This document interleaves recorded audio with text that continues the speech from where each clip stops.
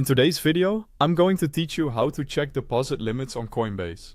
Knowing where to find your deposit limits helps you plan transfers, avoid declined payments, and understand what's available based on your account verification and region. First, sign in through the official Coinbase website. Enter your login details and complete any security prompts you've enabled.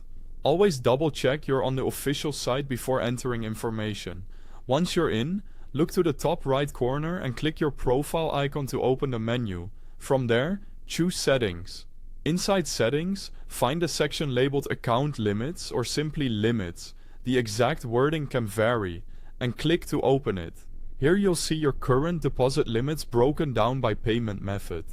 Coinbase commonly shows separate limits for bank transfers such as ACH in the United States or SEPA in Europe, for debit and credit cards, for PayPal where supported, and sometimes for wire transfers.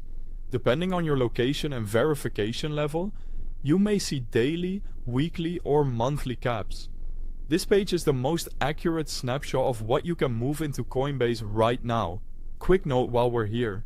To make this easier, I've placed the official Coinbase website link and the app download links right at the top of the description. Use those to go straight to the correct place. Back to the limits. Regional rules matter. For example, customers using US ACH typically have different daily limits than customers using SEPA in Europe. Payment methods also differ.